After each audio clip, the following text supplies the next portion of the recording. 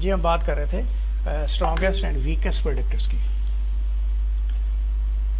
तो strongest and weakest का answer आपने बीटा को देख के देना है। The variable having the highest absolute value of beta is the strongest predictor. तो इसमें आप देखें 0.552 और ये माइनस के साथ है और ये 0.578 है। तो 0.578 द हाईएस्ट वैल्यू, राइट। तो 0.578, सो अदर डेट जो है ना, this is the most this is strongest predictor 0.578। और जो सेकंड स्ट्रॉन्गेस्ट प्रेडिक्टर है that is debt income ratio, देखिए 0.552 है। इग्नोरिंग द साइन, आपने सिर्फ साइज देखने हैं नंबर्स का। तो वीकेस्ट प्रेडिक्टर्स में आप वीकेस्ट सिग्निफिकेंट प्रेडिक्टर की बात हो रही है, तो इक्विवेलेंट सिग्निफिकेंट प्रेडिक्टर नहीं है। सो हम कहेंगे द वीकेस्ट सिग्निफिकेंट प्रेडिक्टर जो है वो आप देखें 0.17.072। तो 0.072 जो है ना सबसे छोटी वैल्यू है, ठीक है ना। इसको हम इसलिए नहीं लेंगे 0.018 को कि इसका इफेक्ट इनसिग्निफिकेंट है। तो जो हैविंग द सिग्निफिकेंट इफेक्ट है उनमें से इंडिपेंडेंट वेरिएबल कौन सा है जिसका जो वीकेस्ट प्रेडिक्टर है। तो age is the weakest predictor, यहाँ देखें age is the weakest predictor. तो सेकंड वीकेस्ट प्रेडिक्टर जो है वो एम्प्लॉयर है, राइट।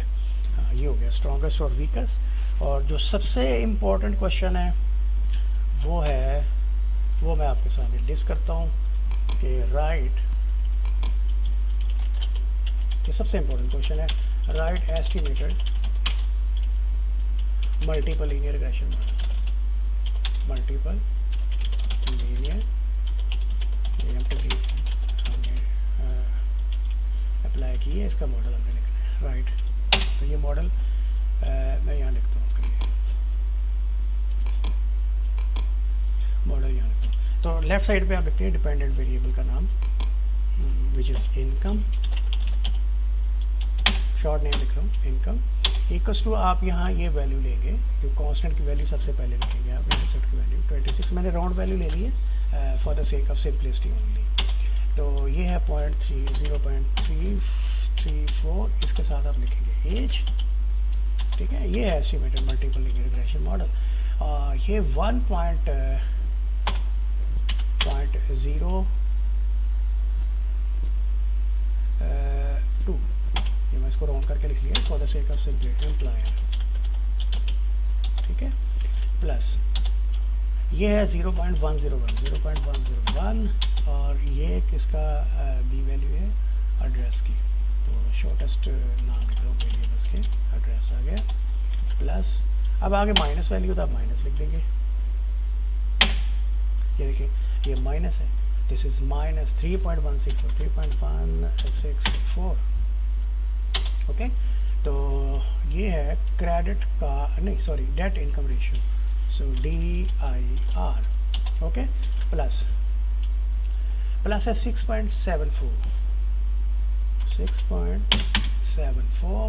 6.74 के साथ आप लिखेंगे क्रेडिट कार्ड डेट, मैंने शॉर्ट में लिख दिया, ओके।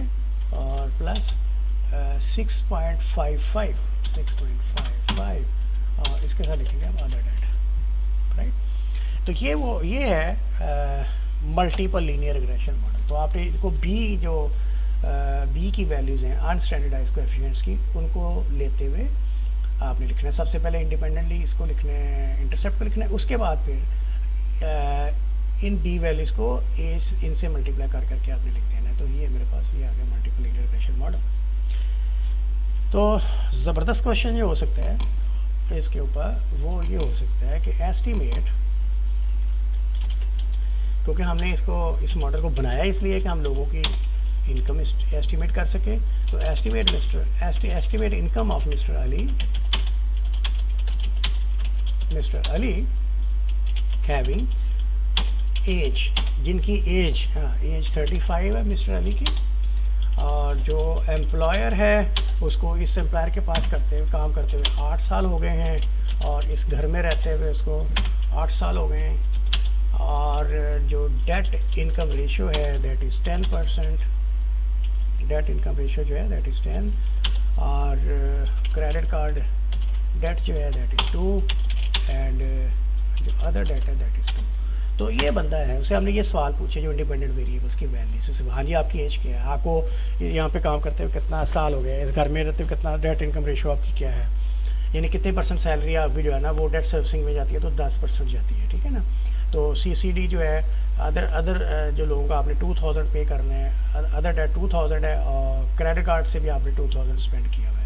तो ऐसा बंदा है, ऐसी स्पेसिफिकेशन वाला बंदा जो मिस्टर अली है, उसकी इनकम क्या है, we have to estimate this. तो इसके लिए हमने सिर्फ ये करना है कि ये वाली जो चीज़ है, ये जो ऊपर मॉडल हमारे पास लिखा हुआ है, इसी के अंदर हमने एज की जगह इसकी एज डाल देनी है, इनको मल्टीप्लाई कर देना है, एम्प्लॉयर की जगह एम्प्लॉयर की वैल्यू डाल देनी है, एड्रेस की जगह एड्रेस की वैल्यू डाल देनी है, DAR की जगह DAR की वैल्यू डाल देनी है, CCD उसको मल्टीप्लाई करके इसका आंसर निकाल लेना है।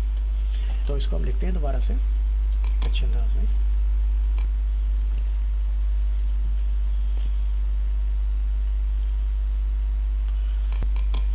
जी बाकी क्वेश्चंस को हम थोड़ा रिवाइज कर लेते हैं। तो स्ट्रॉन्गेस्ट प्रेडिक्टर की हमने बात की थी। तो स्ट्रॉन्गेस्ट प्रेडिक्टर जो है वो आपके पास हाईएस्ट बीटा वैल्यू के अगेंस्ट होता है। तो ये 0.578 the highest value ignoring the sign. तो अदर डेट जो है, अदर डेट इन थाउजेंड्स, ठीक है, ये आपका अदर डेट है।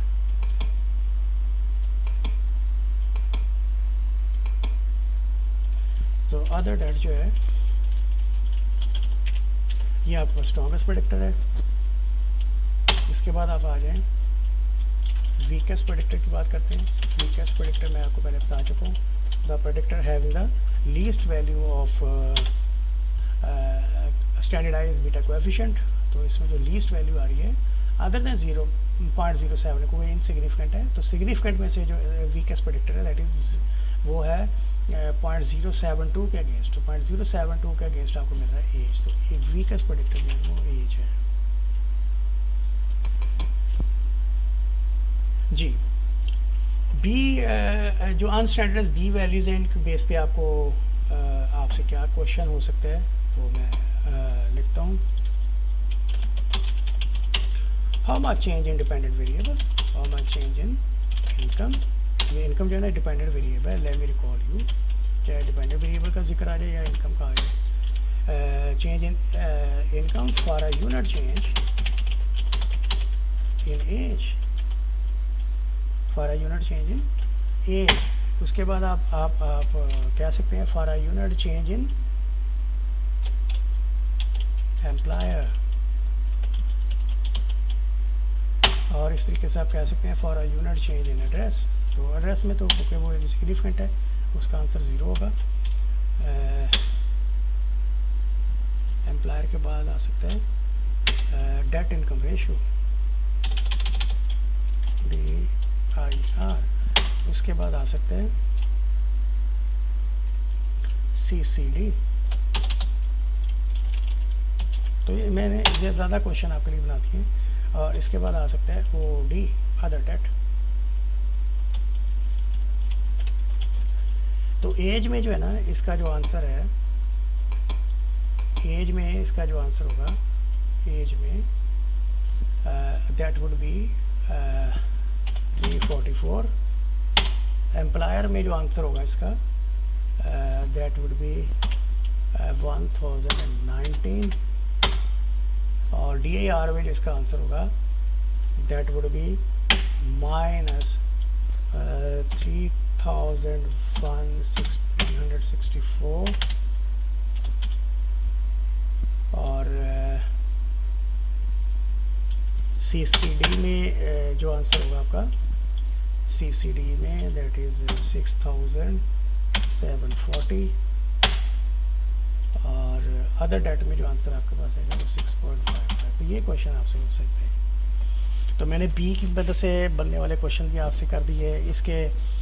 और having positive significant effect, negative significant effect, positive effect, negative effect, strongest, weakest, और how much change in dependent variable for unit change in independent variable. उसका answer आपको B को देख के आपने देना। तो ये मैंने सारे क्वेश्चन आपके इसके अंदर से लिस्ट कर दिए मैंने।